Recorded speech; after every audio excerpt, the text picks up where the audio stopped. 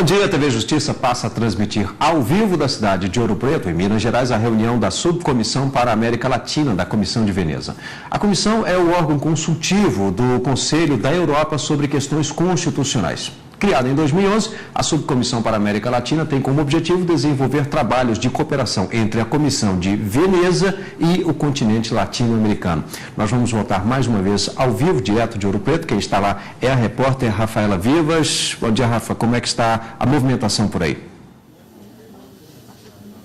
Olá, Rimac, bom dia novamente, bom dia a todos. Bom, aqui o cenário é bem diferente daquele que eu entrei agora há pouco com você. Você pode observar aqui o ministro-presidente do Supremo Tribunal Federal, Joaquim Barbosa, já está aqui, assim como a ministra Carmen Lúcia e representantes de vários países, norte da África, Europa, América Latina. E o curioso é que esse ano, viu, Rimac, é que Minas Gerais tem 2 representantes. O Brasil, que integra a Subcomissão para a América Latina da Comissão de Veneza, conta com 2 representantes mineiros. O evento ocorre em Ouro Preto e o ministro Joaquim Barbosa de Paracatu, a ministra Carmen Lúcia de Montes Claros, Minas Gerais. A reunião deve ser iniciada daqui a pouco. O presidente Joaquim Barbosa já está ali cumprimentando especialistas de outros países. A TV Justiça transmite ao vivo ao longo do dia até às 5h30 da tarde, com tradução simultânea, todo o evento onde serão discutidos o papel dos juízes na defesa do direito econômico frente à crise mundial, também direitos sociais e o papel das cortes constitucionais em todo o país. Vamos acompanhar agora o início da transmissão. Eu vou pedir o Miltinho, nosso cinegrafista, para mostrar aqui, se possível, o presidente Joaquim Barbosa. Olha, ele está cumprimentando todos os participantes, né? Ele faz questão, um a um, de saudar a todos que vieram prestigiar o evento em Ouro Preto. Essa reunião que ocorre 4 vezes ao ano, 4 vezes juízes de todo o país. Eles se encontram para discutir esses temas, onde no final será elaborado um documento com todas as propostas e a troca de experiências que será feita aqui, uma troca de experiências muito rica do ponto de vista jurídico, do direito comparado. Cada juiz vai adaptar a realidade de seu país, o que foi discutido aqui, e depois esse documento será encaminhado para a Comissão de Veneza, onde os juízes e especialistas desses 20 países que estão reunidos aqui em Ouro Preto, eles irão colocar em prática o que foi discutido aqui nesse seminário.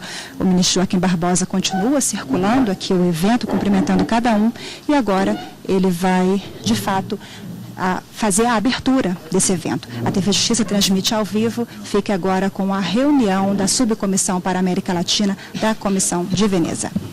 Bom, o ministro Joaquim Barbosa já posicionado para fazer então a abertura da reunião, primeiro dia dessa reunião. Bom dia a todos, sejam bem-vindos a Ouro Preto. Desejo a todos nós um dia de trabalho muito profícuo.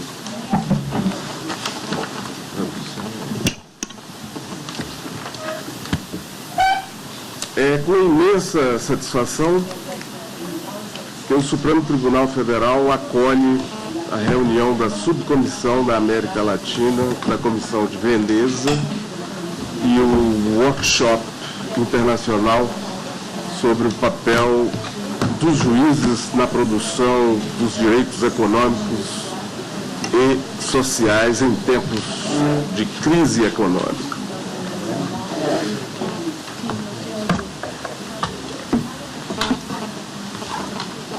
A realização dessas atividades reveste-se de grande relevância para o estreitamento da cooperação internacional no âmbito da justiça constitucional na América Latina,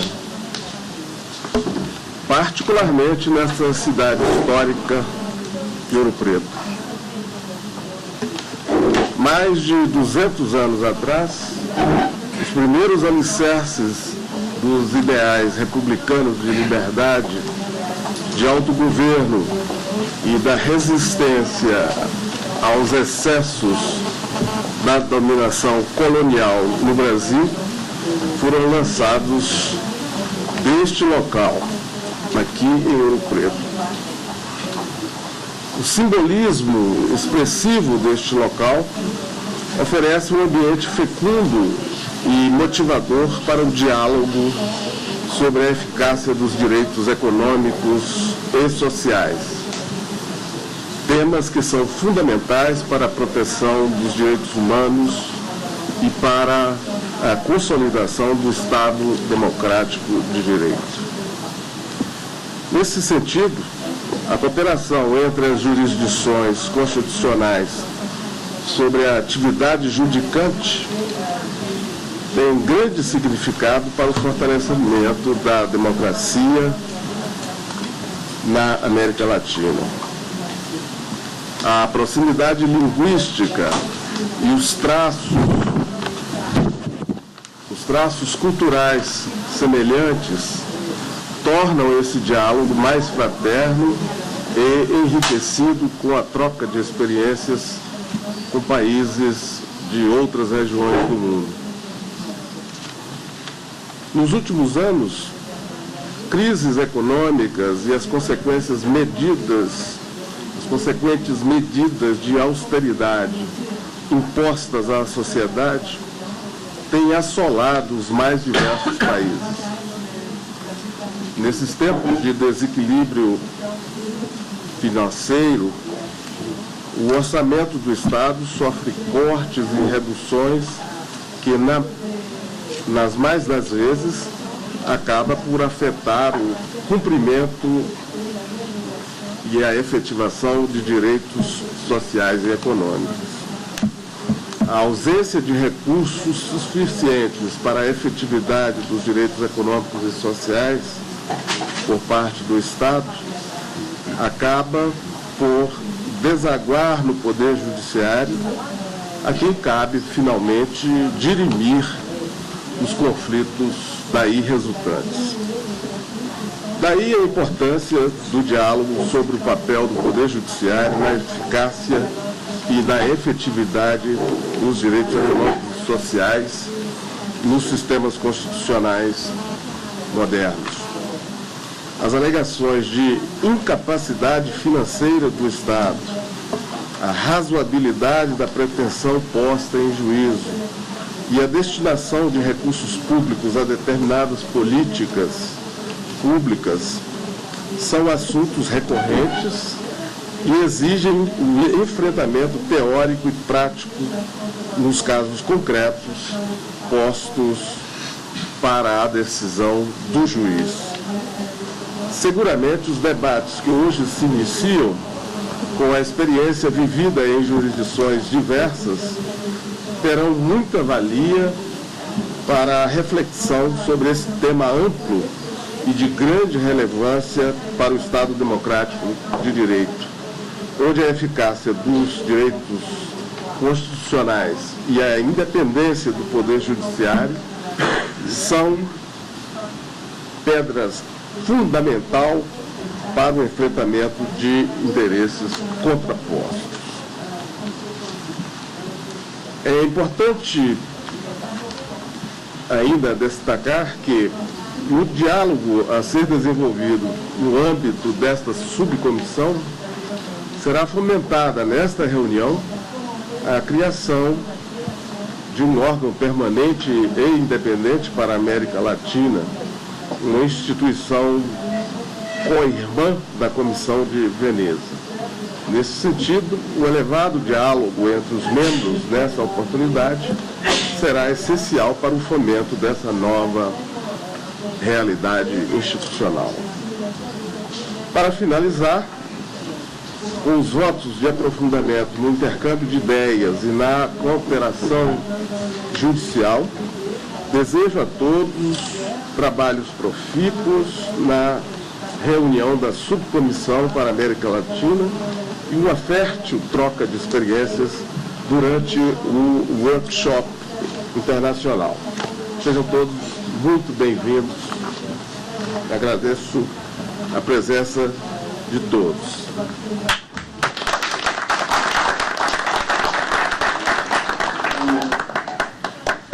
Agora passa a palavra ao senhor presidente da Comissão de Veneza, Gianni Buchicchio.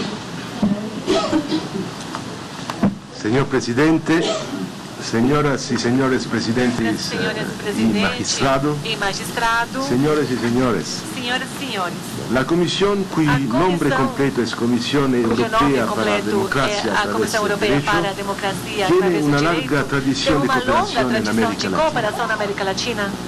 Creada en 1990, contando con sus miembros expertos independientes en el ámbito del derecho constitucional, la Comisión es un órgano consultivo del Consejo de Europa, la organización paneuropea basada en el respeto de la democracia, de los derechos humanos y del Estado de Derecho. La Comisión tiene a su vez un acuerdo ampliado, por lo que está abierta a la participación de países no europeos y cuenta con un total de 59 estados, 12 más que el Consejo de Europa. Entre los países de América Latina, Brasil, Chile, México y Perú son miembros de pleno derecho, y Argentina y Uruguay son observadores. La cooperación con los Estados de América Latina se ha multiplicado nos últimos años gracias a la participación tan activa de sus miembros da América Latina. Na preparação das suas atividades e dos seus relatórios, a Comissão sempre tem como meta principal a busca pelo diálogo tanto com as instituições do Estado quanto com as diferentes forças políticas da sociedade. As opiniões que a Comissão adota, muito embora sejam recomendações, são frequentemente seguidas pelo Estado, porque tentam colocar à sua disposição a experiência comum compartilhada dos membros da Comissão, que vai além de uma experiência exclusivamente europeia.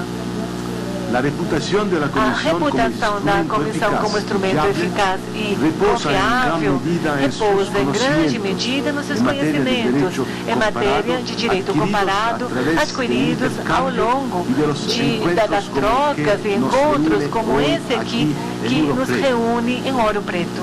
Desde a sua criação e, sobretudo, a partir da assinatura do seu acordo ampliado, a Comissão tem uma vocação de cooperação e intercâmbio, não somente em nível regional, mas também mundial.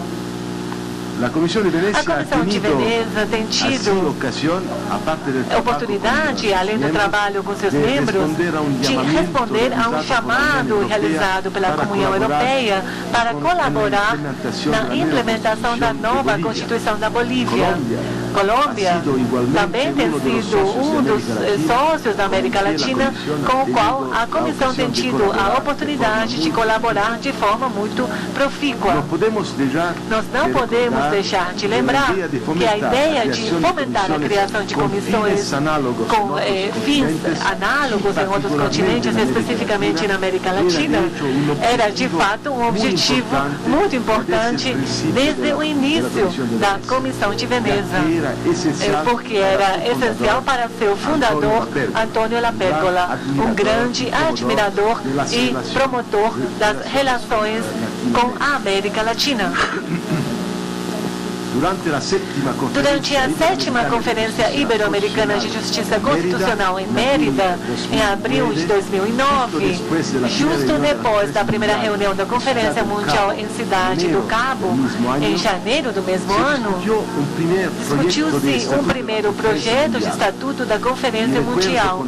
E eu lembro muito positivamente o grande apoio recebido para esse esforço dos tribunais da América Latina, de Iberoamérica em geral.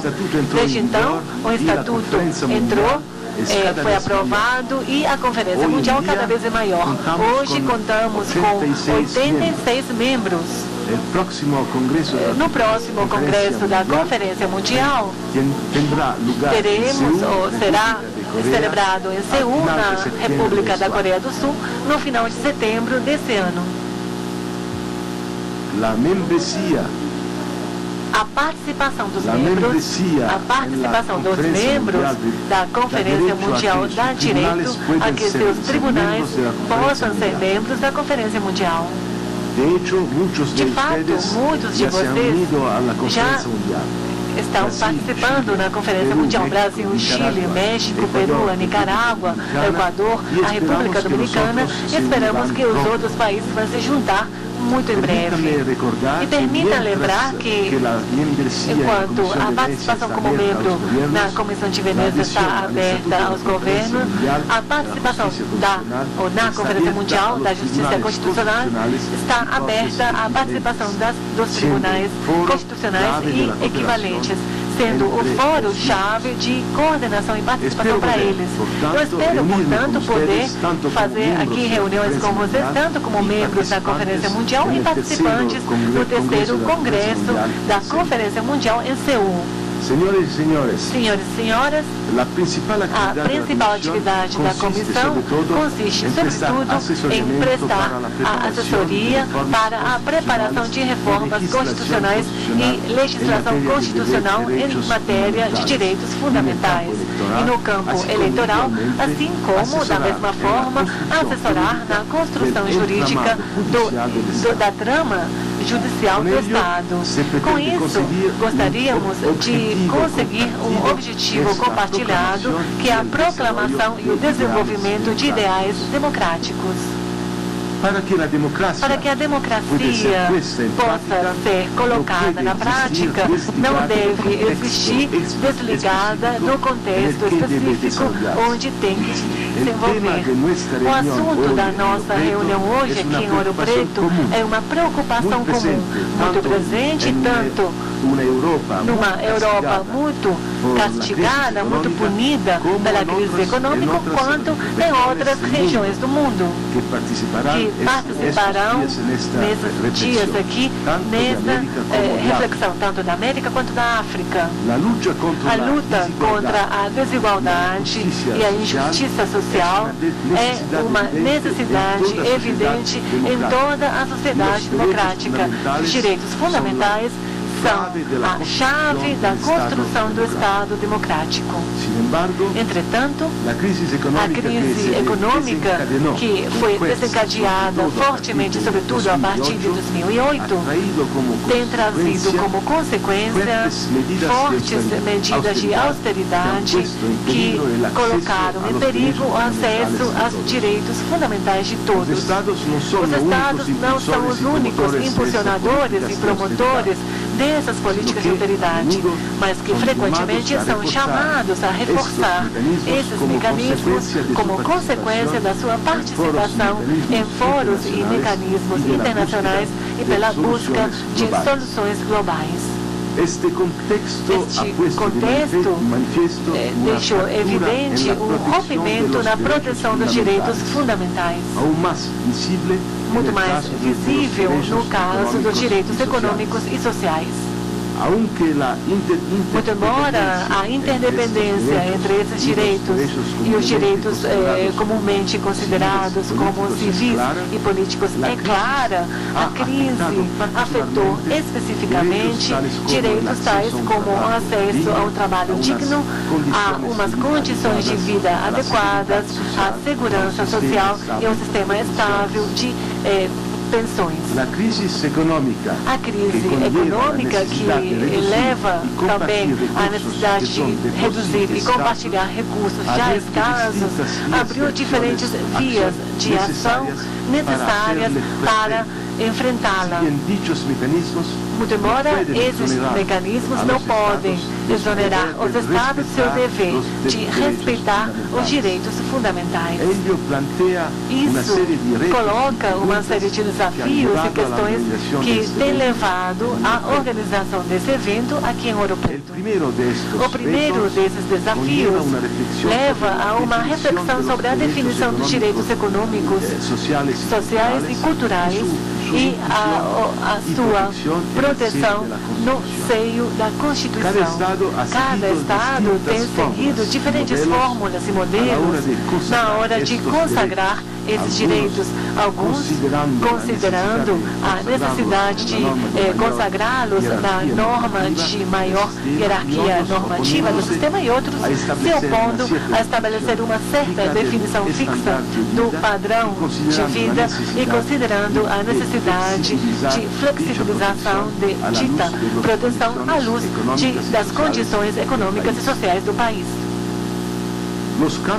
As mudanças recentes dentro de algumas constituições para enfrentar a crise e estabelecer limites a essa crise entram totalmente nesse tipo de consideração.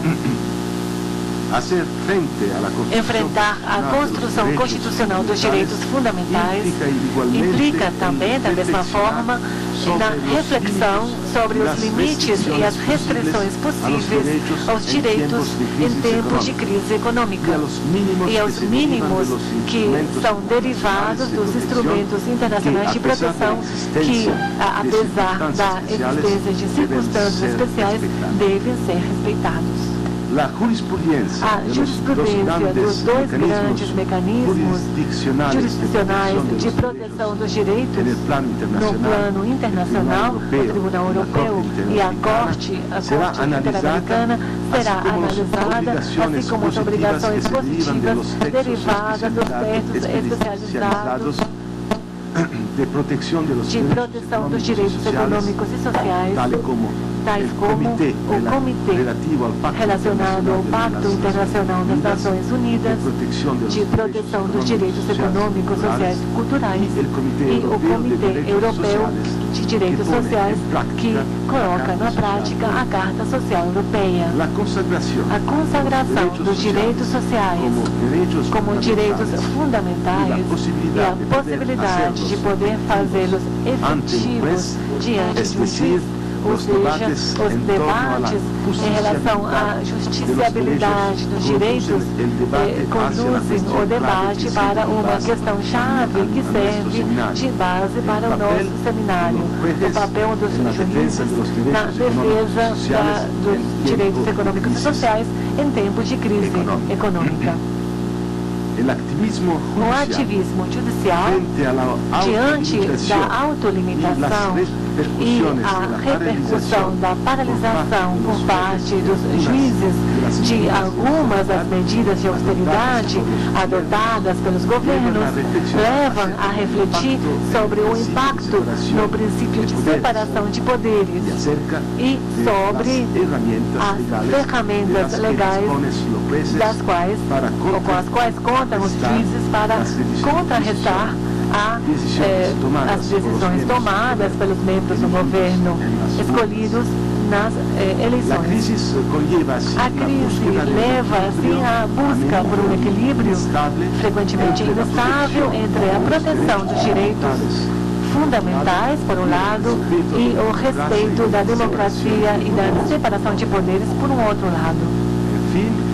Finalmente, a crise econômica exacerba as desigualdades e seu impacto é muito mais evidente naqueles que já se encontravam numa situação de vulnerabilidade ou numa desvantagem. A falta de acesso ao sistema de segurança social ou a um trabalho digno tem dado lugar a taxas de desemprego sem precedentes e tem acentuado e piorado a pobreza e a exclusão social.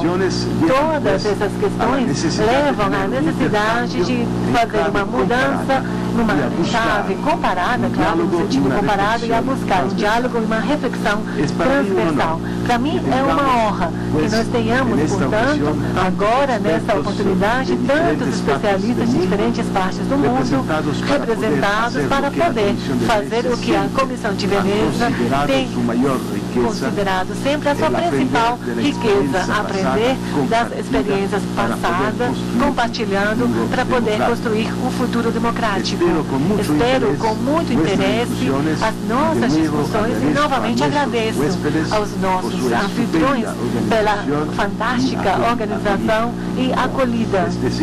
Desejo para todos um trabalho muito frutífero. Muito obrigada.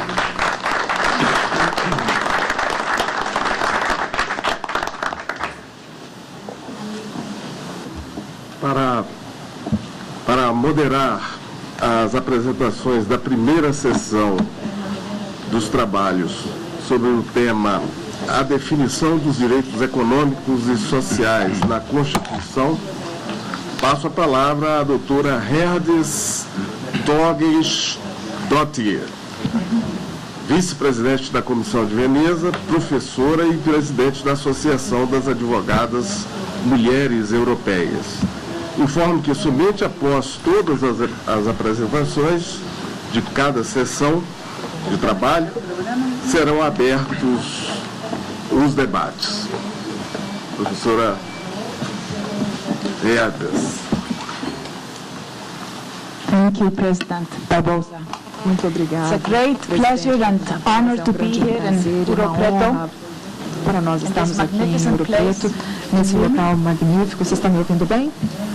In this magnificent place, nesse local attending this important esplêndido, event. Participando desse evento tão importante, abordando então a questão dos direitos sociais e econômicos. Né? O Ouro Preto deve as suas origens à descoberta e à exploração do ouro.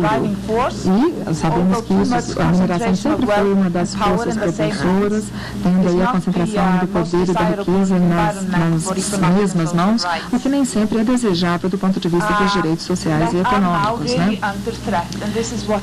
E esses direitos têm sido cada vez mais ameaçados e é por isso que estamos hoje aqui reunidos.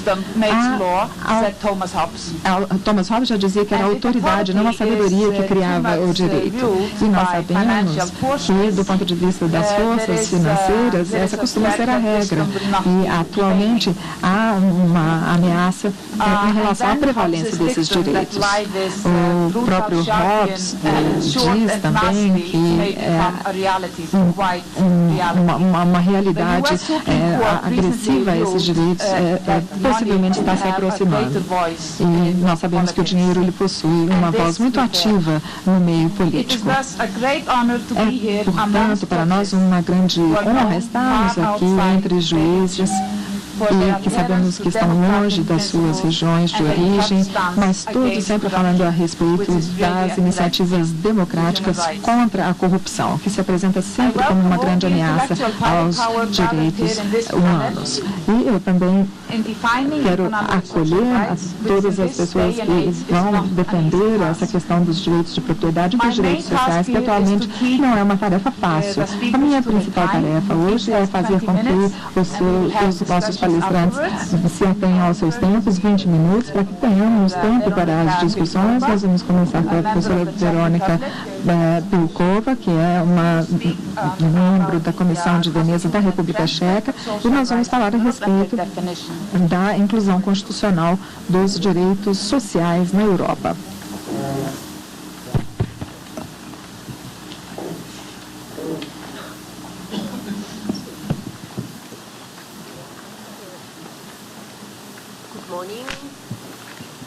Bom dia, senhoras e senhores, caros colegas.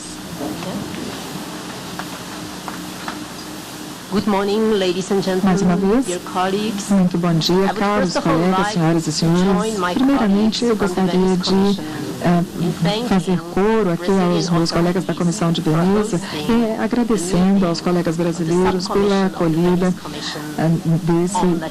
dessa comissão, da subcomissão latino-americana para a Comissão de Veneza aqui nessa reunião em Ouro Preto. É uma grande honra para nós estar aqui.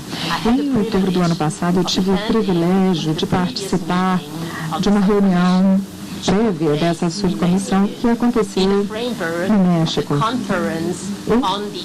E nós estávamos, na verdade, participando de um preâmbulo de uma conferência sobre direitos humanos. E eu tive a oportunidade de aprender muito naquela ocasião. Tenho certeza que assim também será nesse workshop que estamos por começar. Nesse programa, me pediram para falar a respeito da inclusão constitucional dos direitos sociais na Europa, a sua definição. Claro que o tópico é bastante amplo, de modo que eu preciso me desculpar antecipadamente pelo caráter genérico da minha apresentação. Mas pelo fato de termos tantas apresentações depois, eu tenho certeza que nós teremos a oportunidade de entrar em cada um desses tópicos de forma um pouco mais aprofundada. Pois bem, a minha tarefa é falar a respeito da definição dos direitos sociais na Constituição ou nas Constituições europeias. É preciso que a gente, de início, já esclareça que, de fato, não há uma definição única para direitos sociais em quaisquer das Constituições europeias. Ademais, não há um modelo único, unitário, para se tratar os direitos sociais na Europa. Ao contrário, os Estados europeus, eles aderem a essa pluralidade de modelos de proteção dos direitos sociais. E esses modelos se diferem marcadamente uns dos outros. Na minha apresentação, eu vou buscar demonstrar esta pluralidade, esta diversidade em 3 áreas específicas, quais sejam a presença ou a ausência de direitos sociais dentro das Constituições europeias. Este seria o primeiro ponto. Em segundo lugar, a forma pela qual os direitos sociais são concebidos ou são conceituados, dentro das Constituições europeias. E, finalmente, o papel que é atribuído ao judiciário dentro deste conceito, dentro deste contexto. E antes de eu entrar nesses 3 itens, eu gostaria de falar um pouco a respeito de 2 características que nós compartilhamos em toda a Europa. A primeira característica está relacionada à maneira pela qual os direitos sociais, econômicos e culturais são tratados. São tratados como de importância secundária e também sempre na esteira dos direitos civis e políticos.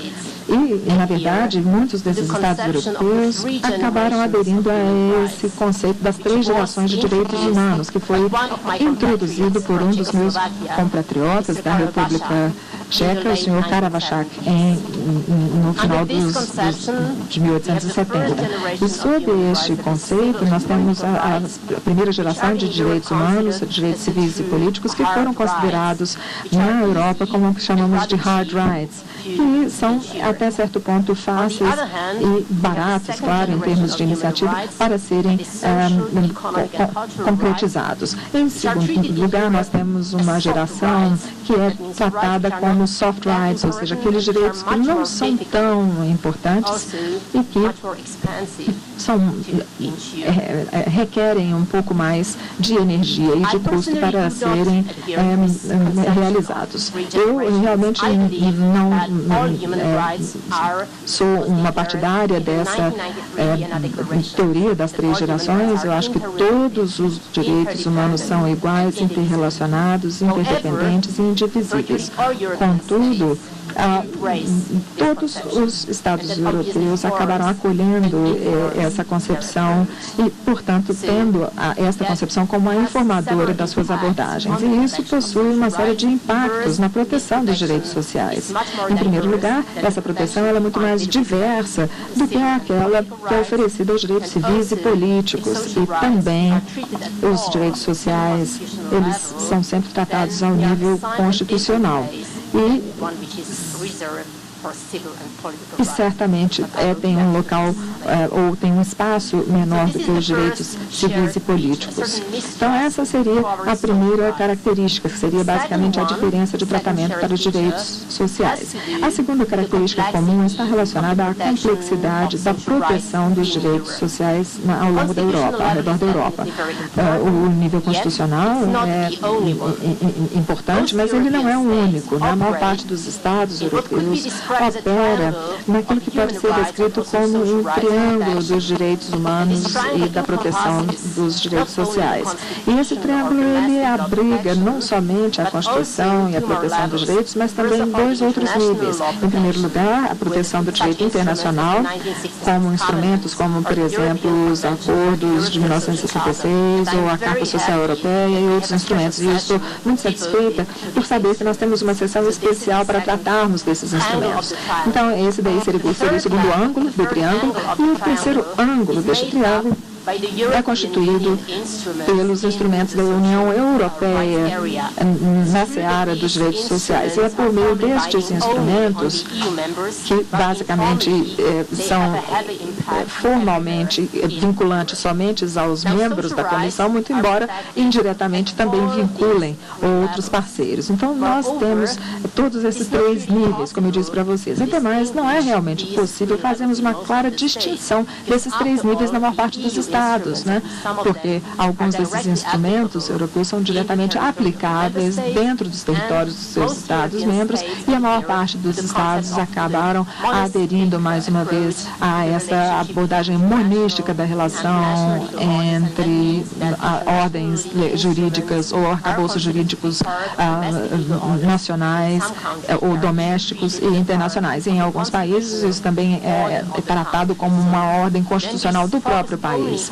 Então, isso se concentra basicamente na inclusão constitucional dos direitos sociais. Sabemos que isso é importante, mas não é totalmente suficiente. Então, essas 2 características, ou seja, uma certa falta de crença nos direitos sociais e a complexidade da proteção desses direitos é compartilhada ao longo de toda a Europa. E agora eu remonto àquilo que não é compartilhado na Europa, o que é diverso em relação a essas 3 áreas que eu acabei de introduzir e de falar inicialmente. Eu quero começar falando a respeito da presença ou da ausência dos direitos sociais em algumas das constituições dos Estados europeus. E, com base neste critério, nós podemos dividir os Estados europeus em 3 principais categorias. E, claro, nós sabemos que toda classificação ela é excessivamente simplista, mas a gente basicamente vai falar a respeito da categoria de Estados cujas constituições não prevêem direitos sociais.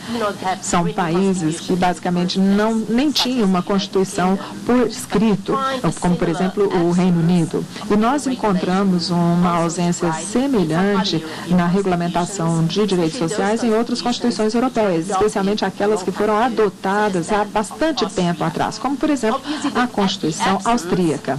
E, novamente, quando nós temos a ausência total de referência a quaisquer direitos sociais na Constituição, não necessariamente leva à ausência total de proteção a esses direitos sociais. A base constitucional não é uma necessidade sine qua non para a proteção dos direitos sociais. E este é um ponto que eu quero reforçar. Então, essa daí seria a primeira categoria de estados, aqueles estados que não fazem menção direta e que não invocam os direitos sociais em suas constituições. A segunda categoria já abriga e abraça estados cujas constituições se referem aos direitos sociais, mas o fazem de uma forma muito genérica. E eu tenho falado aqui geralmente dos direitos sociais ou apenas fazendo menção a um ou outro exemplo.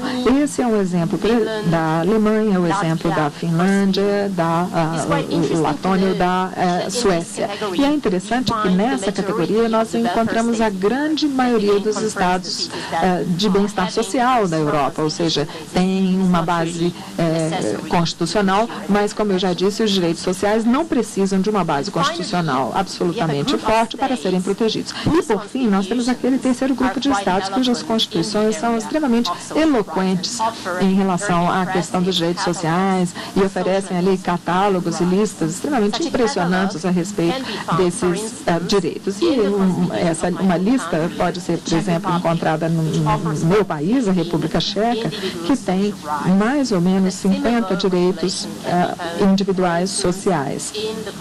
E também uma mesma relação pode ser encontrada nas constituições de Portugal, da Espanha. E por que razão os países europeus tratam esses direitos do ponto de vista constitucional tão diferentemente? Espero conseguir falar sobre tudo isso ao longo do meu discurso. E vou falar um pouquinho a respeito de como esse tratamento ocorre em uma das áreas. E essa área é justamente naquela área em como esses direitos são conceituados. Muito frequentemente a gente só fala dessas constituições que invocam os direitos sociais.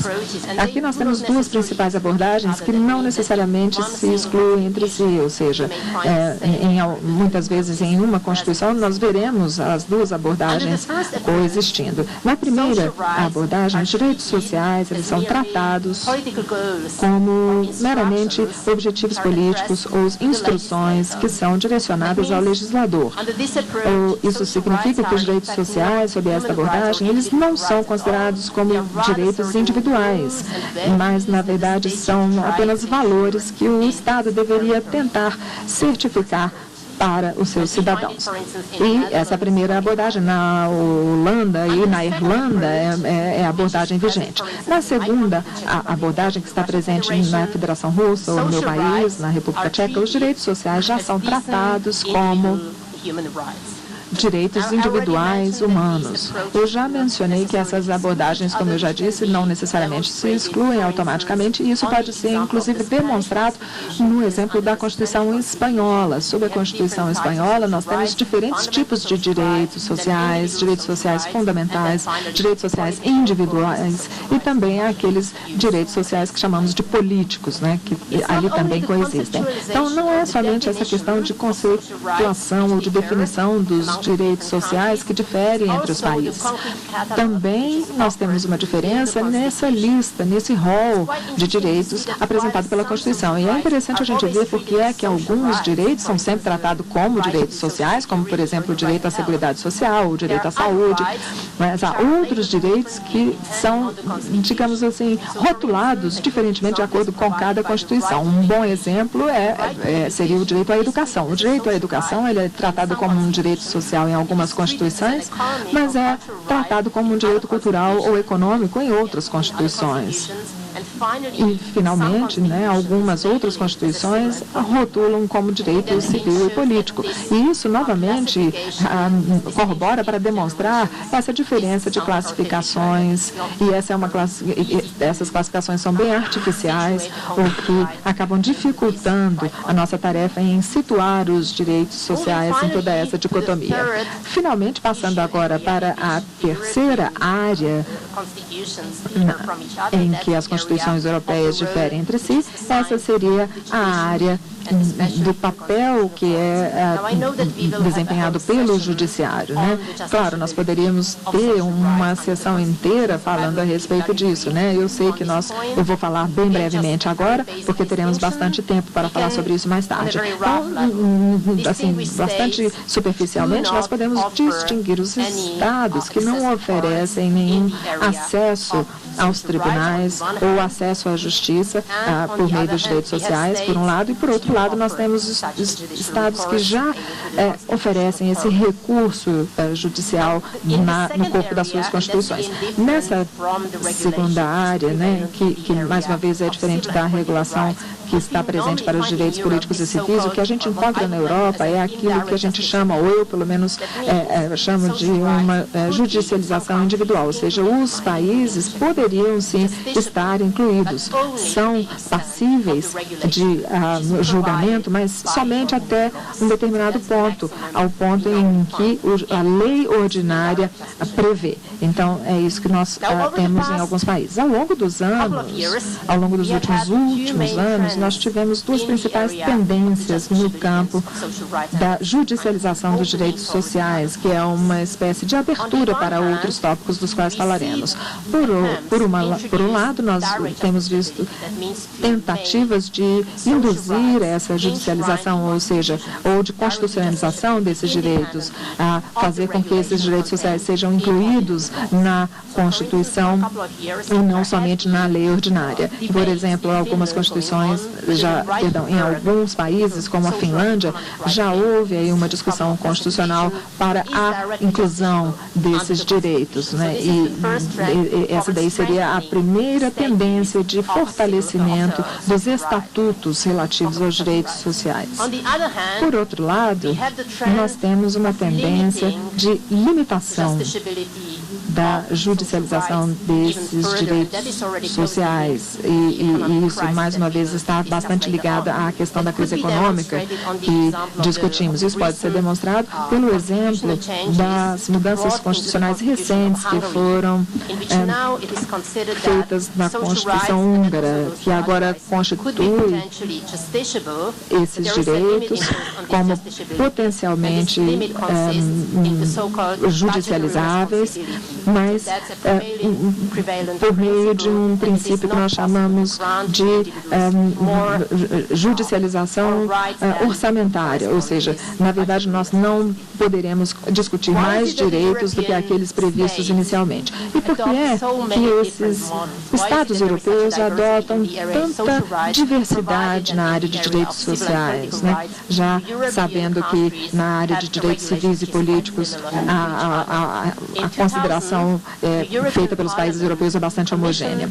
E houve uma comissão de estudos europeus no final dos anos de 1800, começo do século XX, e esse estudo sugeriu a teoria de que a principal razão ela reside na diferença cultural, na diversidade cultural entre esses países. Nós basicamente temos 3 culturas na Europa, uma liberal que supostamente está presente aí no Reino Unido e na Áustria, depois uma cultura mais moderada que está presente na Escandinávia e, por fim, nós temos aquilo que nós chamamos de cultura do sul da Europa, que engloba não só os países ibéricos, mas a parte central da Europa. Eu, pessoalmente, acredito que essa explicação ela é útil, mas ela é excessivamente simplista. Há outras razões, há outros fatores que também precisam ser levados em consideração.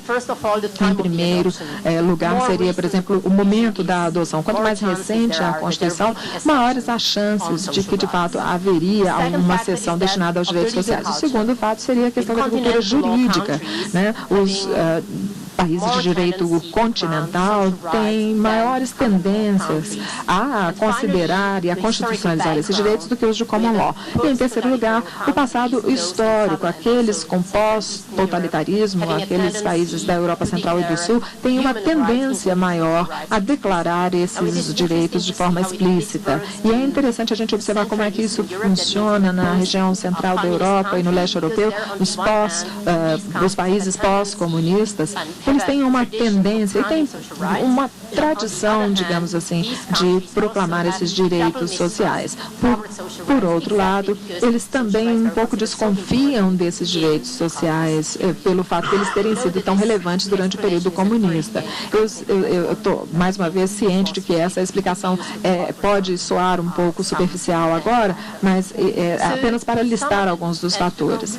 E, para concluir, nós temos aqui um panorama bastante diverso na Europa a respeito da proteção dos direitos sociais, que, mais uma vez, possuem características compartilhadas, né?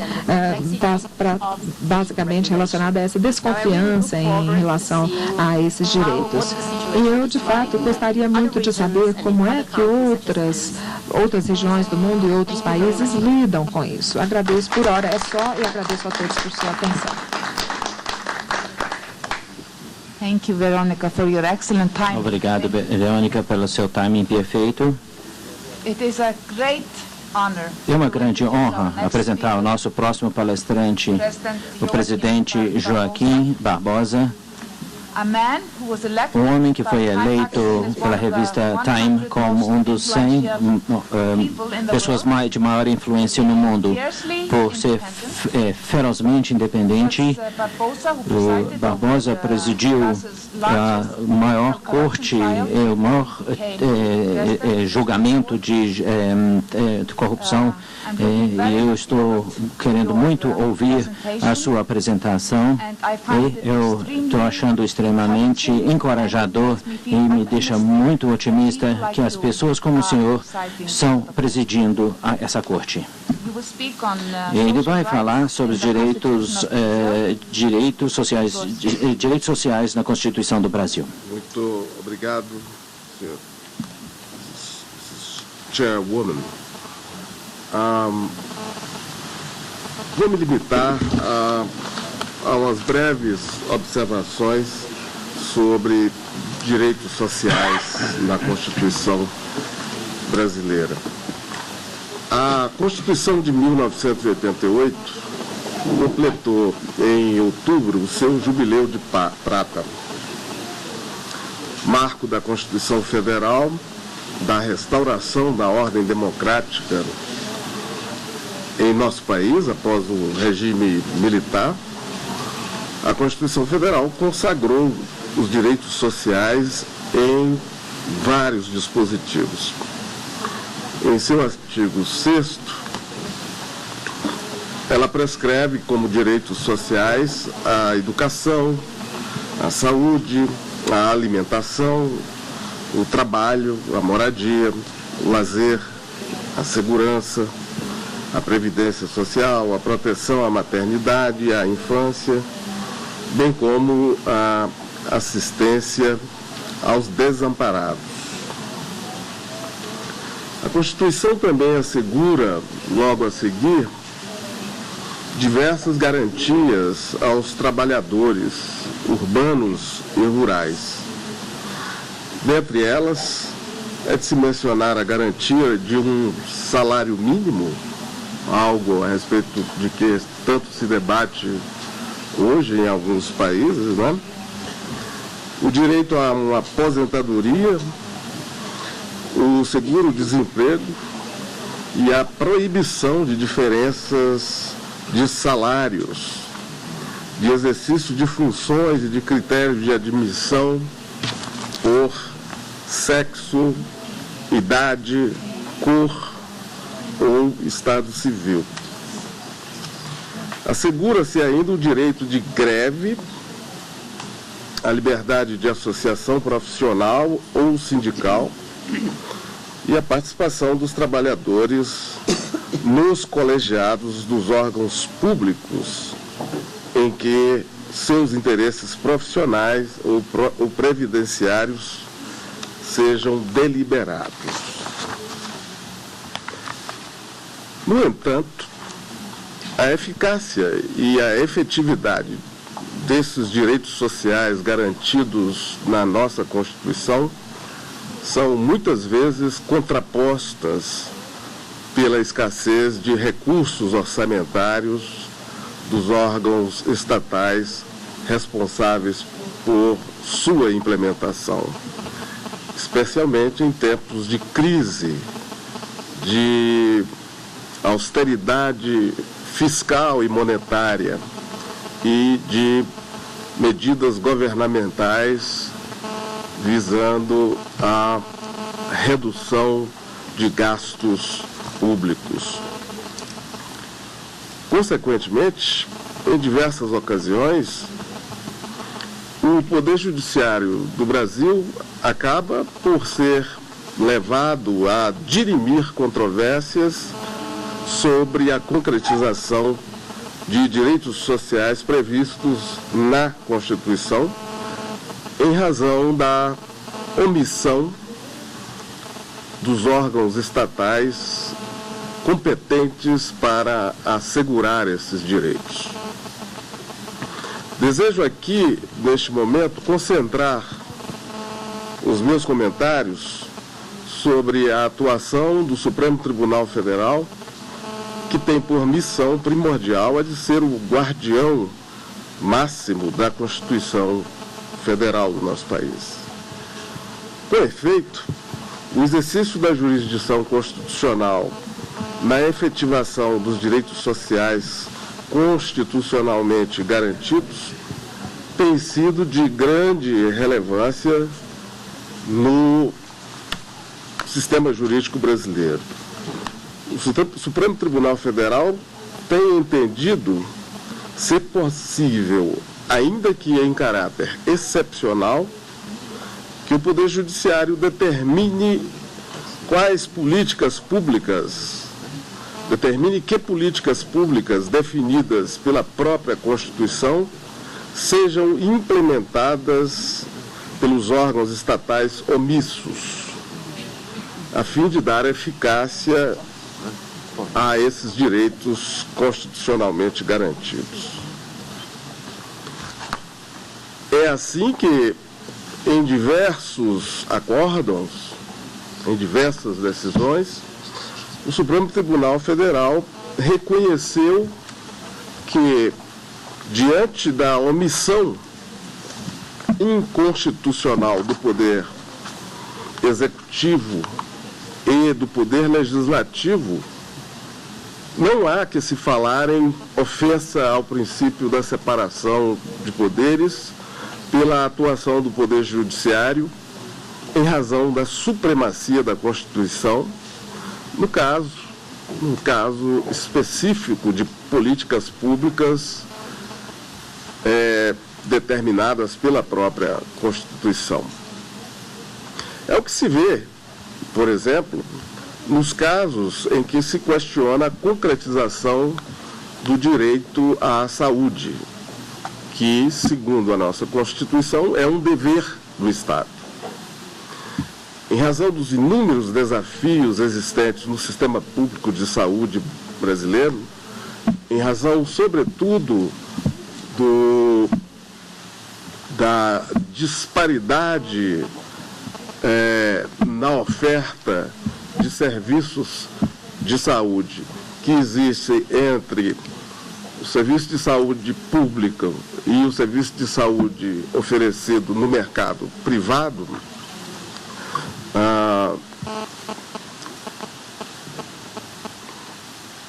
em razão desses inúmeros desafios, o Ministério Público brasileiro tem trazido ao Poder Judiciário ações civis públicas, ou seja, class actions,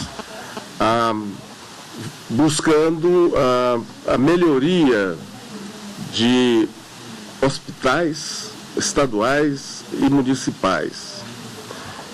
E alguns desses casos já chegaram ao Supremo Tribunal Federal, que teve a oportunidade de decidir o seguinte, em um deles.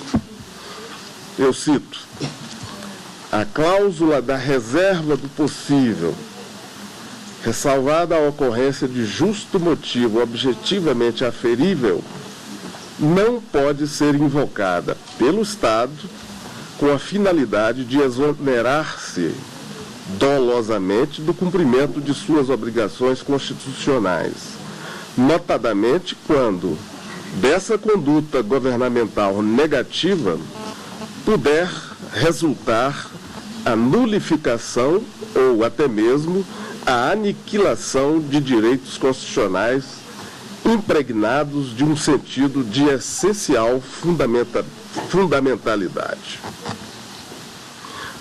Prosseguiu a Corte nesse mesmo julgado: tratando-se de típico direito de prestação positiva que se subsume ao conceito de liberdade real ou concreta, a proteção à saúde, que compreende todas as prerrogativas individuais ou coletivas referidas na Constituição da República,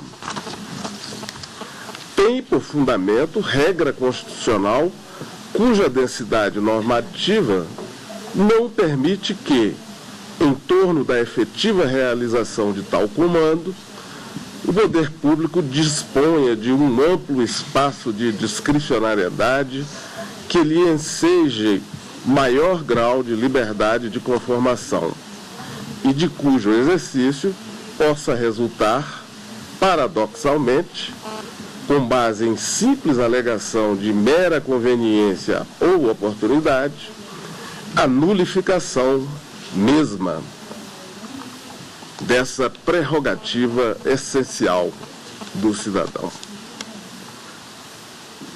Esse entendimento do Supremo Tribunal Federal não é restrito, porém, ao âmbito do acesso à saúde. Há precedentes também no que se refere ao direito à educação.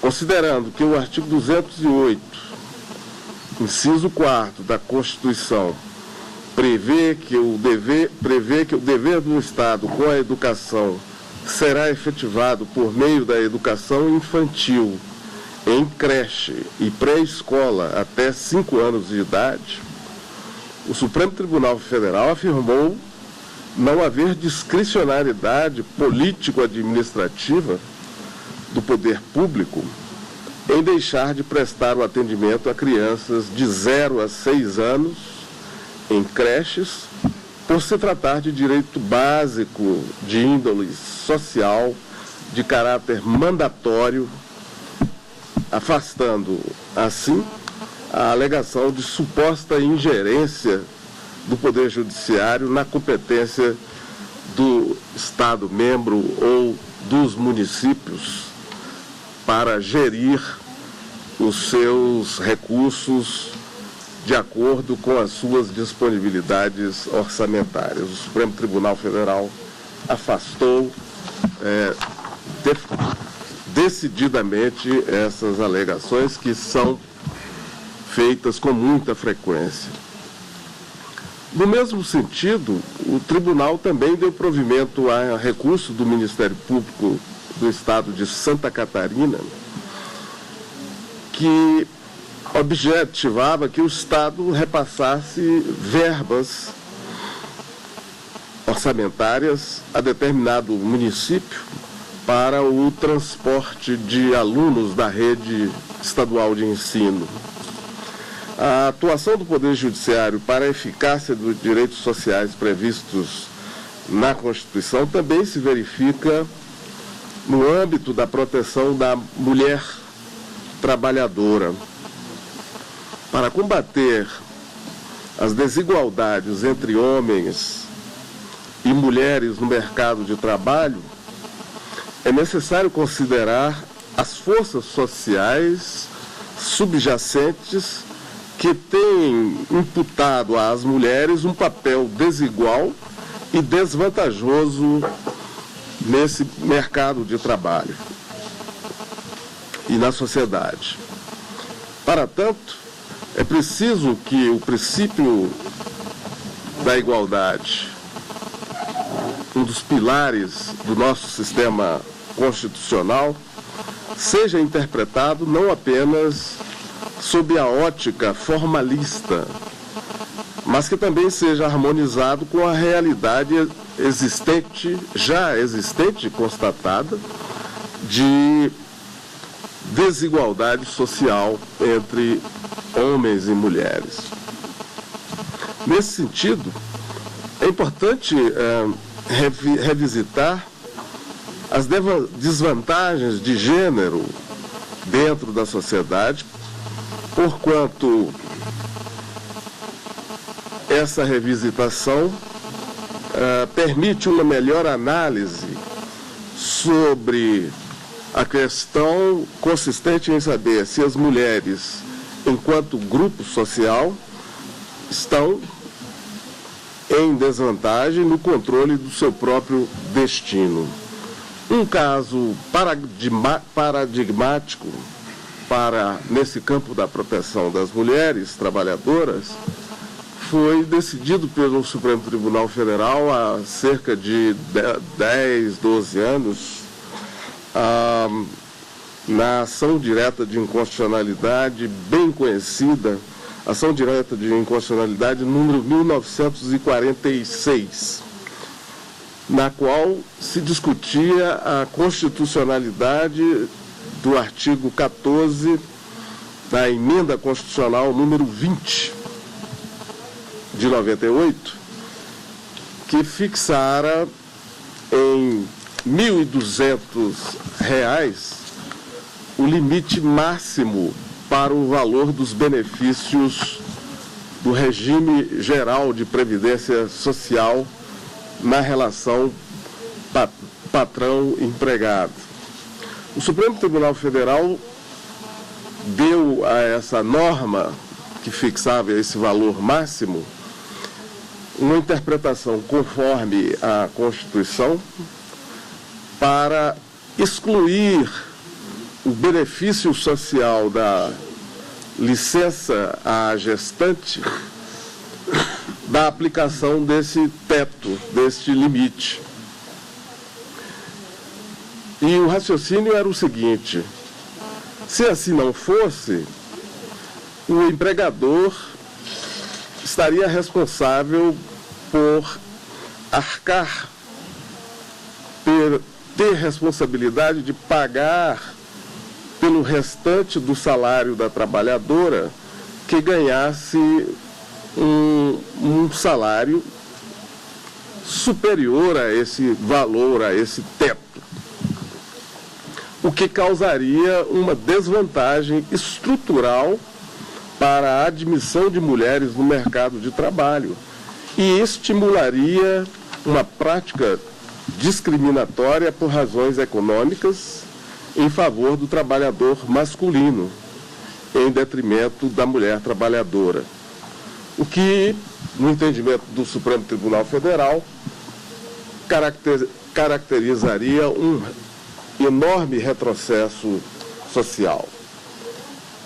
É certo que a concretização dos direitos sociais previstos na Constituição é um processo contínuo, não sendo possível exaurir o tema nessa breve e bem geral intervenção.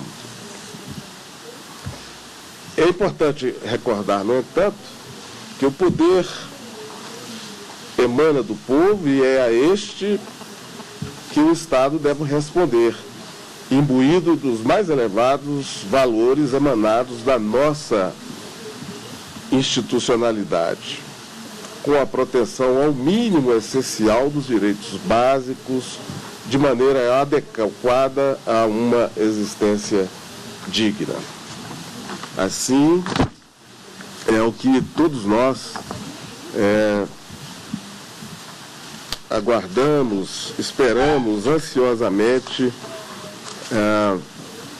não apenas da parte dos poderes legislativo e executivo, mas também de todos os membros do Poder Judiciário brasileiro, quando devidamente solicitados a dirimir problemas, litígios que tenham em seu bojo a tão vasta questão social que, por seu turno, é tão delicada em nosso país. Muito obrigado.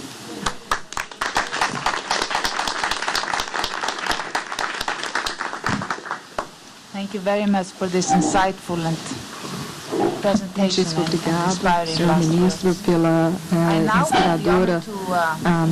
pelo seu inspirador pronunciamento.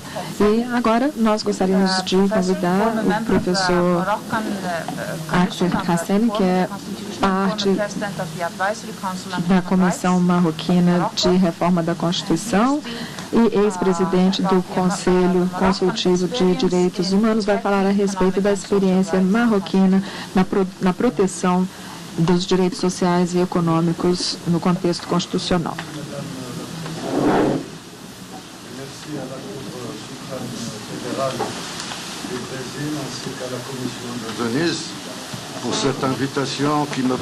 Eu agradeço por este convite que me permite conhecer um pouquinho a experiência marroquina no que diz respeito à Constituição de Direitos Econômicos e Sociais.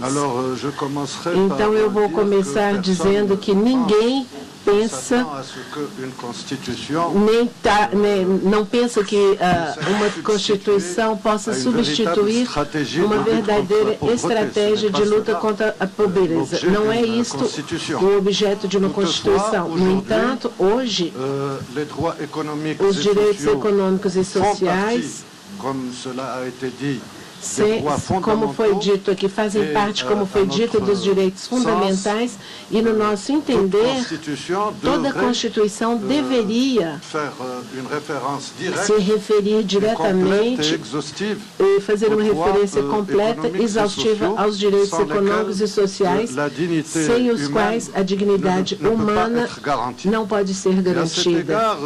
E em relação a isso, eu acho que a Constituição marroquina, a nova Constituição marroquina, adotada em julho de 2011, no contexto daquilo que nós chamamos, por sorte ou razão, a Primavera Árabe, essa nova Constituição não está trabalhando nesse sentido. No nível de preâmbulo, ela insiste sobre o fato de que o Marrocos é uma sociedade solidária.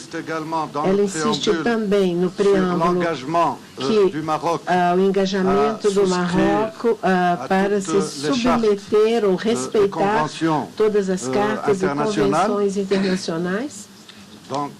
Então, aquelas também que dizem respeito aos direitos econômicos e sociais, e o preâmbulo insiste também no fato de que o Reino do Marrocos é uma monarquia constitucional, parlamentar e social. Então, já no nível do preâmbulo, o tempo foi dado. E, na sequência, no artigo 31, particularmente, nós temos uma lista que eu acredito seja bastante exaustiva de direitos econômicos e sociais que a Constituição marroquina garante. Então, se trata, eu vou acompanhando o mestre que me precedeu, eu vou citá-la rapidamente.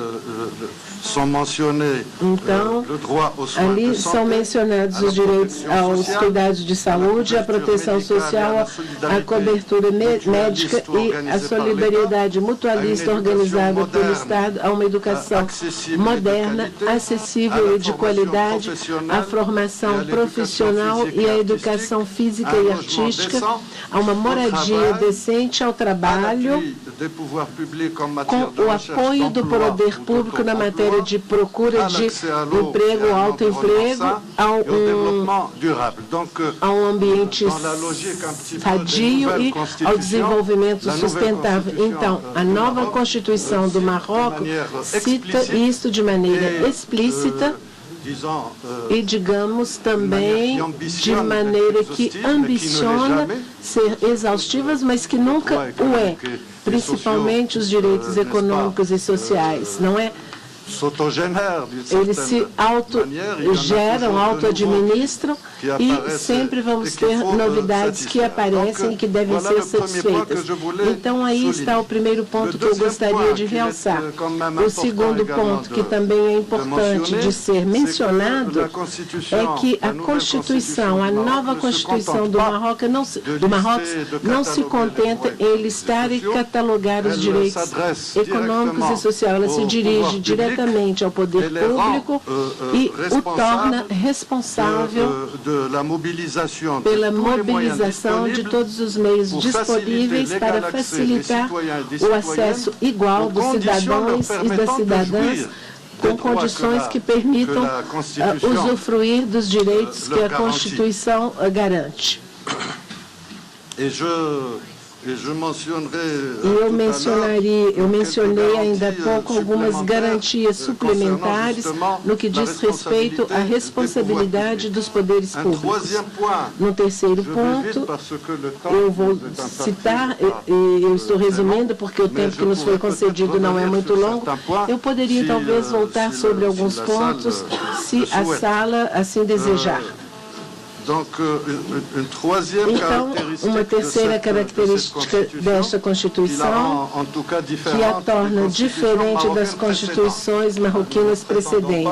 Nós não pretendemos que os direitos internacionais que nós temos hoje sejam os melhores do mundo, mas em relação à Constituição que nós tínhamos anteriormente, a diferença, digamos, é radical. Então, o terceiro elemento do ponto de vista dos temas da discussão de hoje, que nos interpelam, é o interesse particular que a Constituição acorde às categorias mais vulneráveis. Trata-se de categorias sociais desfavorecidas, trata-se de pessoas que tenham necessidades específicas, trata-se também, um pouco mais particularmente, de jovens que estão com dificuldade de inserção. Então, a nova Constituição marroquina dá um interesse particular a essas categorias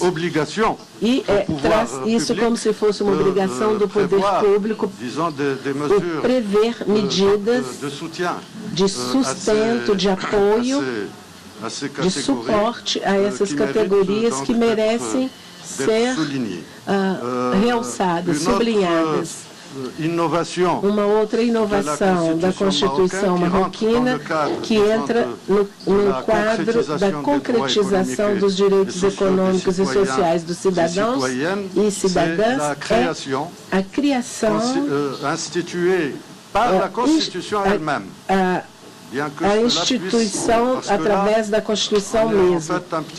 Aqui nós estamos um pouquinho numa zona intermediária entre a norma constitucional e a política pública. Mas os legisladores estimaram que era importante colocar nessa medida da Constituição, mesmo se normalmente ela deveria ter um alcance temporal limitado. Do que se trata? Trata-se da criação de dois fundos, um fundo de nivelamento social e um fundo de solidariedade interregional. Tudo isso no caso da regionalização e da administração do país, que neste momento está ocorrendo.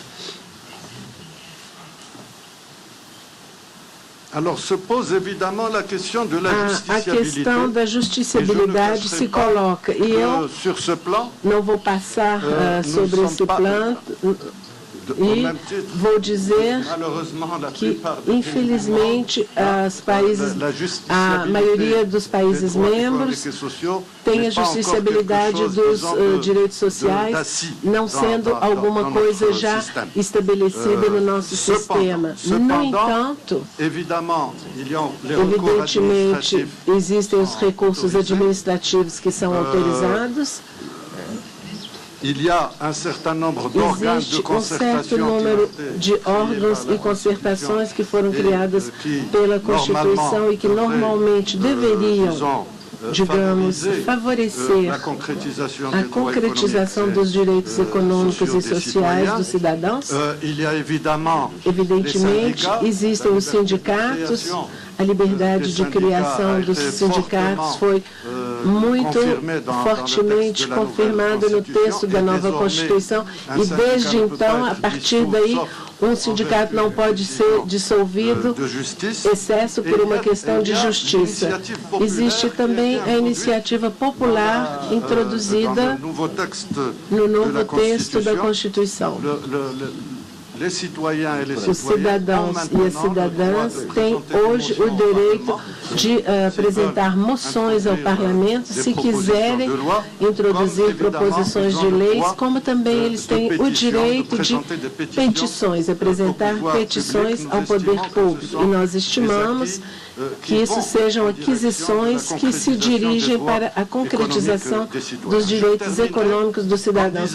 Eu terminaria dizendo e insistindo que, de toda forma, não importa quais sejam as garantias constitucionais que dizem respeito aos direitos econômicos e sociais, assim como o resto, a Constituição não é suficiente. Na minha opinião, é preciso criar coisas que devem ser protegidas, é preciso existir políticas públicas que se dirijam no sentido da concretização dos poderes econômicos e sociais dos cidadãos e cidadãs.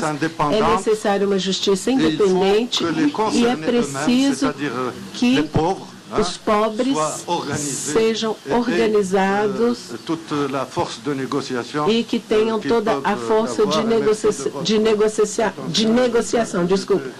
Obrigada, eu espero ter ficado dentro do meu tempo. Thank you very much. Em primeiro lugar, para agradecer altamente eu gostaria de agradecer a los organizadores deste evento, a comissão, aos organizadores deste evento, à comissão e também ao Tribunal Superior, ao Supremo Tribunal da República Federativa do Brasil, pelo convite que nos foi feito para participar desta reunião. A presidenta do Tribunal Supremo de Justiça de Venezuela.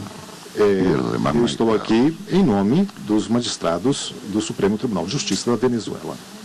Me toca dissertar em esta oportunidade sobre farei uma dissertação sobre uma definição e sobre algumas definições e algumas questões concretas que contém a Constituição da República Bolivariana da Venezuela. Constituição da República Bolivariana da Venezuela possui acerca de los direitos sociais, sobre os direitos sociais e também execução da execução que esses princípios constitucionais ha venido sendo em forma efetiva do Estado venezolano. Sido apresentadas de modo efetivo pelo Estado venezuelano. No dia 15 de dezembro de 1999, mediante referendo, através de um referendo, o povo venezuelano aprovou esta Constituição. Em exercício de seu poder original, no exercício do seu poder original, representado em uma Assembleia Nacional Constituinte. E foi proclamada e deste modo, esta Constituição foi proclamada em 20 de dezembro do mesmo ano. Não foi fácil a criação deste texto constitucional não foi fácil. Ele mesmo se originou depois de haberle consultado. Este texto foi originado depois de uma consulta tripla ao povo venezuelano. Em 3 oportunidades, o povo foi consultado sobre a possibilidade da sua criação. Primeiramente, uma consulta geral para perguntar ao povo se realmente desejava que fosse promulgada uma nova Constituição e que se estruturasse um novo texto jurídico. Este texto jurídico foi difundido. O projeto, quero fazer referência a ele, foi difundido através das comunidades de milhares e milhões de pessoas dentro das comunidades diversas que existem no nosso país. Comunidades, redes sociais e também organizações sociais. Depois disso, outra eleição, outra consulta para eleger os membros da Assembleia Nacional Constituinte, que foram os encarregados da elaboração deste texto, no transcurso de 3 ou 4 meses, eu não me recordo bem, do nosso texto constitucional. Uma vez elaborado o texto, novamente, este texto foi submetido à votação universal, direta e secreta pelo povo venezuelano. Houve uma participação de 80% dos venezuelanos para a votação da aprovação da nova Constituição. E com uma vitória de 92% do texto, ou seja, no caso venezuelano, alguns poucos que não estiveram de acordo com a aprovação desse texto, mas 92% dos venezuelanos aprovaram o texto constitucional. Afortunadamente, hoje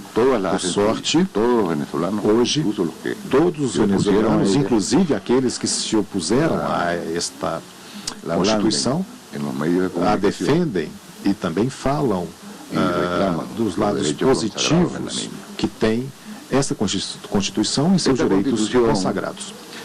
Esta Constituição, no seu artigo, proclama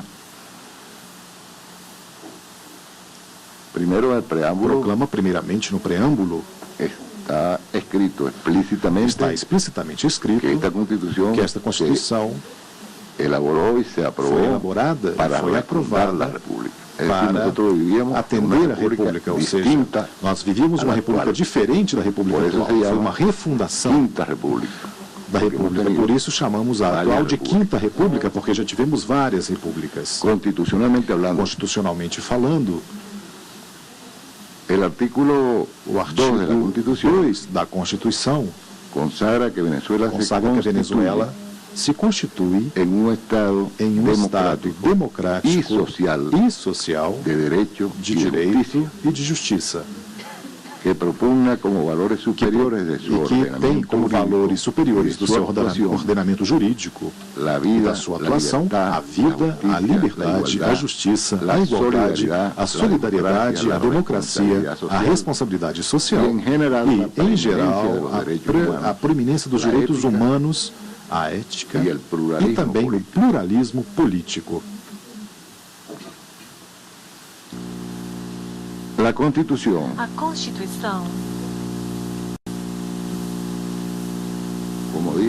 como já falei, está constituída de um Estado democrático, social, de direito e de justiça. E em um regime socioeconômico. Criado, entre outros, pelos seguintes princípios. De justiça social. O princípio de justiça social, de democracia, de eficiência, de livre competência, de livre concorrência, de proteção ao ambiente, de proteção ao meio ambiente, de produtividade e solidariedade. E progressividade dos direitos fundamentais. Para o avanço também dos direitos fundamentais. Claro que dentro da ideia que contém a Constituição sobre o funcionamento do Estado, o Estado não está ausente. Tem um papel fundamental como regulador da economia para garantir o desenvolvimento integral do ser humano, para fomentar junto à iniciativa privada o desenvolvimento harmônico da economia nacional e a justa distribuição da riqueza. Também, por supuesto, claro, a iniciativa privada se encontra garantida na Constituição, preservando assim, o interesse coletivo e a justiça social. Sempre falando e sempre reafirmando a noção de justiça social.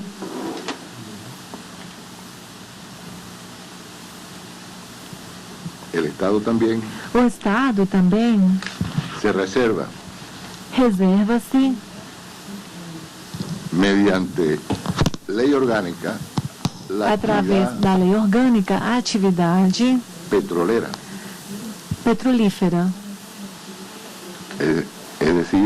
Ou seja, toda a atividade petrolífera, a partir dos estudos, exploração, até a comercialização e o exercício político também feito com esse recurso natural que está tudo reservado exclusivamente ao Estado. Por razões de soberania, de economia e de estratégia nacional. Em função do desenvolvimento, devido ao desenvolvimento do princípio de justiça social,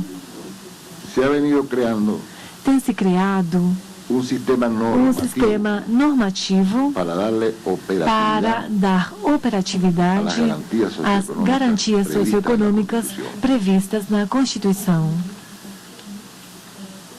O primeiro avanço normativo aconteceu no ano de 2001, dentro de um marco de uma lei habilitante otorgada pela Assembleia Nacional ao Poder Executivo. Entre outras, foram ditadas as seguintes leis. A Lei de Terras e Desenvolvimento Agrário. Lei Especial de Proteção ao a pessoa que tem dívidas hipotecárias com a moradia. Lei orgânica de hidrocarbonetos. Alguns de vocês talvez lembram que com a aprovação da lei de terras e com a lei orgânica de hidrocarbonetos, o nosso país viu-se num grave conflito, na verdade, que até mesmo acabou com a destituição ou com o fim, na verdade, do mandato do presidente da República, que mais tarde voltou para o poder. Essas duas leis criaram um grande conflito com que no anterior, no passado, lidavam e faziam a gestão do Estado da Venezuela. Também outra lei, a lei de pesca e agricultura, claro, que proíbe de forma muito estrita a lei de pesca de arrasto, o primeiro plano de desenvolvimento econômico da nação, as leis orgânicas do poder popular, a lei orgânica das comunidades, a lei orgânica do sistema socioeconômico comunitário, comunal, a lei orgânica do turismo, do trabalho, dos trabalhadores e das trabalhadoras, dessa lei, mais tarde, eu vou dar alguns resultados sobre a sua aplicação, a aplicação dessa lei para a proteção dos trabalhadores e trabalhadoras. Lei contra a fraude imobiliária, também também o decreto-lei, na verdade, do preço justo. O decreto-lei de preço justo, que é uma lei de criação recente. Foi promulgada, acredito eu, há uns 3, 4 meses. E justamente essa lei do preço justo, que foi promulgada para beneficiar o povo, para proteger o povo dos interesses, na verdade, para proteger o interesse da comunidade, causou para o país novamente muito conflito, muitas dificuldades que todo mundo aqui, com certeza, conhece. Ou seja, aqui limita-se, uma vez feito um estudo por uma superintendência dos custos dos produtos de primeira necessidade para o povo, dos custos, integrando aí tudo que uma pessoa, o empresário, vai gastar: eletricidade, mão de obra, aluguel, tudo isso é considerado no preço. Quando a gente faz o estudo do preço, a gente limita o lucro do empresário. Nos artigos, claro, nos produtos de primeira necessidade, o lucro, a margem de lucro é determinada no máximo de 30%. Claro que uma margem de lucro é bastante tolerante e que qualquer pessoa deveria admitir. Então, nós temos uma lei que já está sendo aplicada. Ao mesmo tempo, e com o fim de garantir esses direitos sociais, de garanti-los não somente na Constituição, mas fazê-los realmente aplicáveis, efetivos. O governo implementou um sistema nacional de emissões e, aliás, de grandes missões, que materializou de uma vez para todas, para sempre, o direito e as garantias do Estado Social de Direito e Justiça, que tanto desejamos. Então, esse tipo de projeto, na verdade, consiste no funcionamento não de um Estado paralelo, mas de uma administração paralela. Paralela aos ministérios tradicionais, como, por exemplo, o da Educação, o Ministério do Trabalho e assim por diante. Então, são, na verdade, organizações mais funcionais, sem tanta burocracia, sem o problema que possa ser apresentado do ponto de vista do trabalho, que também está garantido, mas que é garantido até mesmo a falta de interrupção desse tipo de missão de trabalho, tipo de administração paralela. E vamos colocar alguns exemplos. A missão Robinson que foi criada em 2003. Em 2005, essa missão, com o fim de alfabetizar a população que estava no estado de analfabetismo, em 2005, a Unesco declarou a Venezuela como um país livre de analfabetismo. E não somente com isso aqui, mas nós também, não satisfeitos ainda com o que a gente conseguiu dentro do nosso país, a gente saiu para fora. Essa missão, em colaboração com o governo de Cuba e com o governo da Venezuela, nós levamos a mesma missão para o Equador, para a Bolívia, para diferentes partes. Então, são agora países reconhecidos com pelo menos 90% sem analfabetismo. Missão Rivas. São nomes de heróis da nossa independência. Em 2003, para entregar, na verdade foi a entrega de bolsas para que os estudantes pudessem acabar o segundo grau. Missão Sucre. Foi para a criação de 23 novas universidades de acesso à educação universitária a 3 milhões de jovens. Missão Barrio Adentro. O bairro Adentro 1, o bairro Adentro 2 e o bairro Adentro 3. Diferentes missões com o mesmo nome, que tem o intuito de levar a assistência médica e sanitária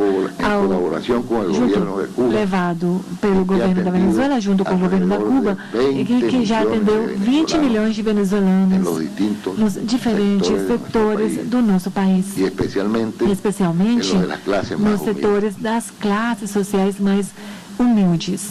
E a criação da missão Grande Moradia, Gran Vivienda, em espanhol, Grande Moradia da Venezuela. Agora, em 2011, com a meta de construir e equipar 3 milhões de moradias para os venezuelanos.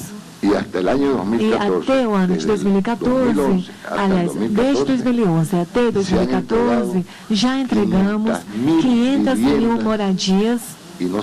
E não somente a estrutura da casa, da moradia, mas são entregues à população com geladeira, com cozinha e tudo o necessário para um lar. São vendidas, subsidiadas pelo Estado, ou seja, com grandes subsídios por parte do Estado para que a população tenha acesso à moradia, especialmente, como já falei, para as classes mais pobres, mais humildes. Agora, o que fez o Tribunal, o que tem feito o Tribunal Supremo de Justiça para apoiar toda essa atividade do Estado? Bom, não somente o Tribunal Supremo de Justiça, mas todos os tribunais da República, porque também lá o acesso à justiça por parte dos venezuelanos podem reclamar desse tipo de direitos de forma rápida e com ações até populares. O Tribunal Supremo de Justiça promulgou uma decisão e, bom, eu gostaria de falar agora de uma parte. Esse trabalho, eu vou basicamente, esse trabalho é muito longo e eu vou somente resumir um pouco aqui o que trata. A história, na verdade, é muito longa, muito comprida, eu vou tentar resumir aqui para vocês. Então, o Tribunal Supremo, numa sala do Constitucional, ditou uma decisão sobre créditos indexados. São definidos aqui os parâmetros sobre os quais têm que ser acordados por parte das instituições bancárias os créditos para a compra de casas e carros. São eliminados os créditos indexados e crédito de cota balão, que eram assim chamados, declarando a inconstitucionalidade deles. Eram créditos entregues e faziam com que a pessoa que tomava, o banco que dava o empréstimo, pudesse cobrar juro sobre juro, que fazia com que o pagamento fosse impossível para a pessoa que tinha comprado ou tomado o crédito. A sala da vara do Constitucional também promulgou uma decisão exonerando o imposto de valor acrescentado aos serviços médicos e de assistência médica. Também declarou-se a inconstitucionalidade da lei orgânica das comunidades, todo o sistema da comunidade. E tem uma decisão também da sala político e administrativo sobre a evolução de direito à moradia como direito fundamental. E uma outra decisão também que declara o caráter orgânico e a constitucionalidade a todas as leis orgânicas ditadas, promulgadas com ocasião da prática efetiva dos princípios estabelecidos pela nossa Constituição. Bom, o que nós temos feito de forma efetiva? Quem lo dice? O representante regional para a América Latina da Organização de Nações Unidas falou dos avanços da Venezuela na luta contra a fome e o impulso oferecido pela Venezuela para os países da região para conseguirem a meta nos próximos 10 anos. O exemplo e o esforço da Venezuela são admiráveis. Conseguiram reduzir em 5,1% a pobreza estrutural no país. Lembro para os senhores que a Venezuela tem ou tinha uma porcentagem de estudantes matriculados de 10% em diferentes centros de vários tipos de centros educacionais. E, a partir de 1999 até 2013, o investimento passou de 36,2% para 64,1% de investimento na educação, registrando um aumento de 27,9 pontos percentuais. Nos últimos 14 anos, portanto, investimos 623 bilhões de dólares na área social. Isso são organismos internacionais que estão falando isso sobre a Venezuela.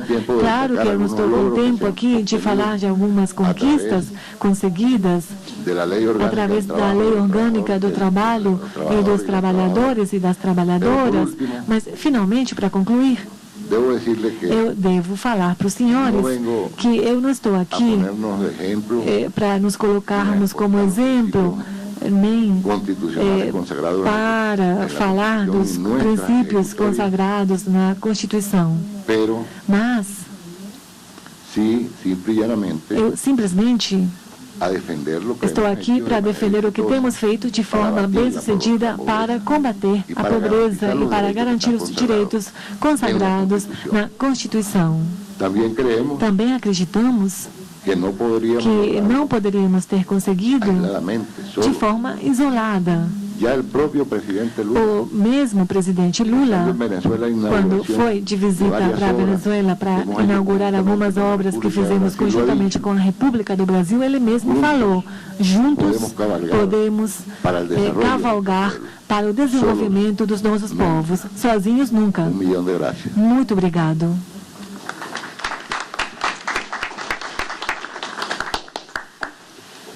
Thank you, Judge Calderon, for a very interesting speech. Obrigado pela excelente palestra. Agora temos aproximadamente 10 minutos para discussão e perguntas. Are there any questions? Alguma pergunta? Eu achei muito interessante o que foi mencionado, por exemplo, pelo professor Cocopa, que o Estado de Bem-Estar Social da Europa tem provisão anual na Constituição sobre proteção de direitos sociais e econômicos, e também o que o professor Adciani falou, que no Marrocos eles não pensavam que era possível evitar a pobreza na Constituição. E eu estava dizendo que tentaram e as pessoas aprovaram a Constituição para mudar a República e que vocês fizeram algo, tiveram sucesso. And that what President Barbosa said regarding looking into the underlying social forces of inequality in society. So I would like to ask perhaps President Barbosa, if I may, to explain better the underlying social forces we need to look into. Social subjacente que nós devemos examinar.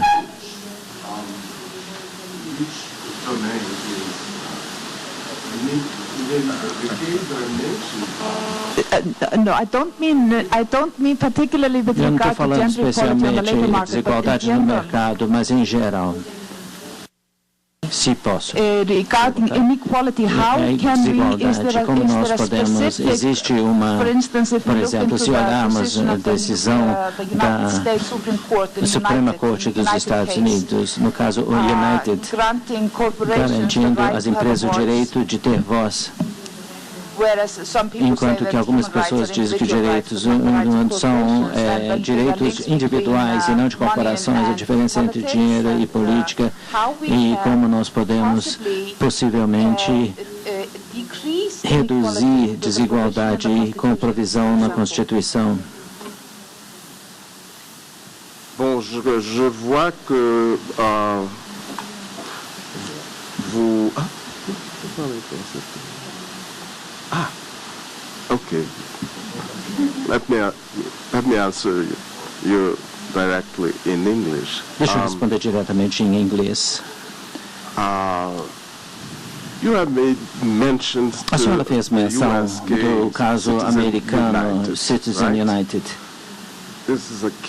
Este é um processo em que a Suprema Corte dos Estados Unidos decidiu que uma corporação, uma empresa, tem o direito político de intervir no processo político, dando dinheiro aos partidos políticos, de forma que a sua voz tenham um papel no processo político.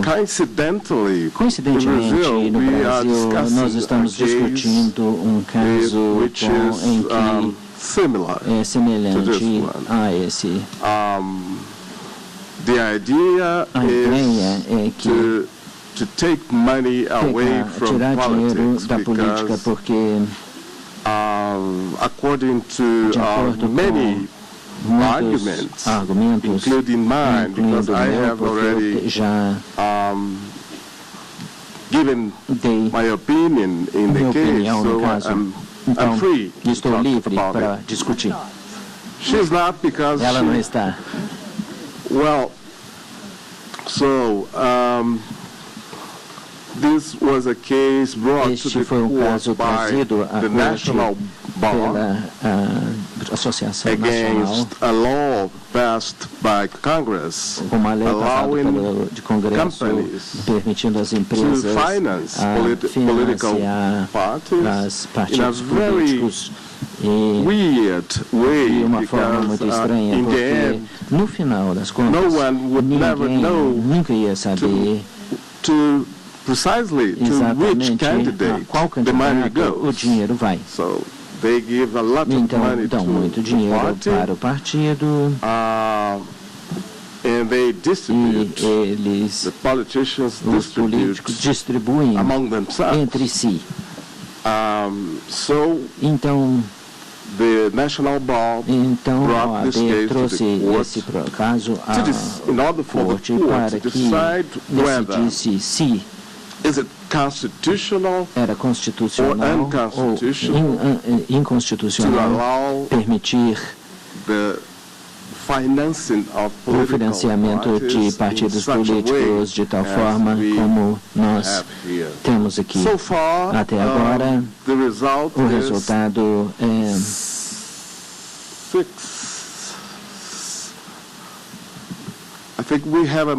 Eu acho que temos uma maioria no momento. 6 votos. mas 3 ou 4 colegas ainda não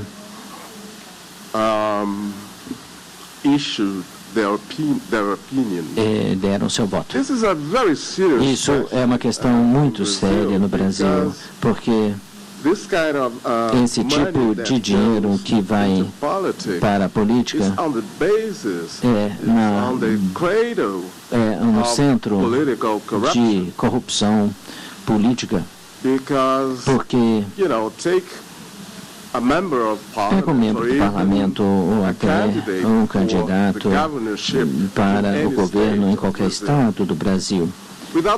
Sem esse dinheiro, ele nunca seria eleito sem o dinheiro. Isso não é um dinheiro inocente, é um payback.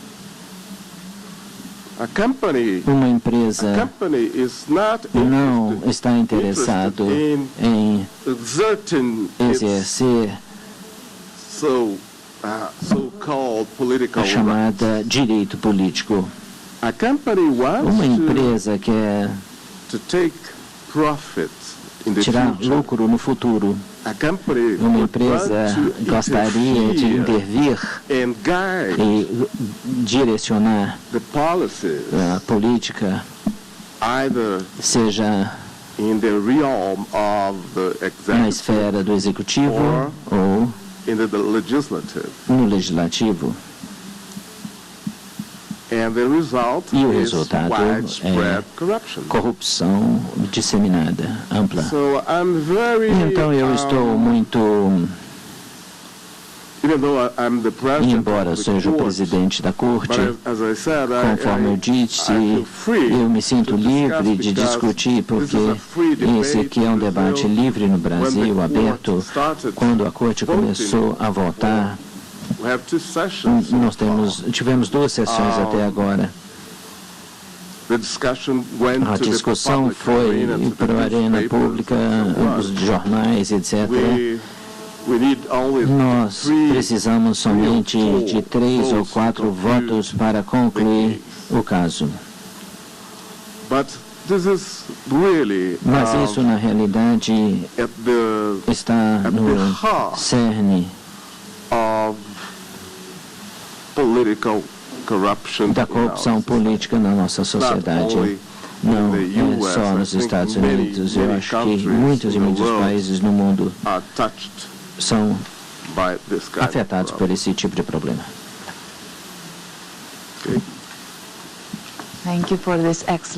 Obrigado pela excelente resposta. Secretário-Geral do Conselho da Europa acabou de publicar o relatório citando essa corrupção como grande ameaça à democracia nos muitos Estados-membros da Europa. Obrigado pela sua excelente resposta.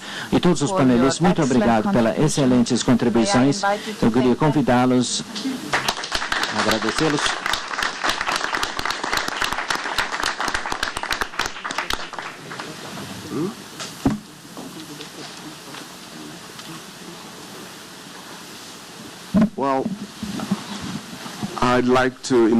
Eu gostaria de convidá-los a todos agora para uma fotografia e depois um coffee break.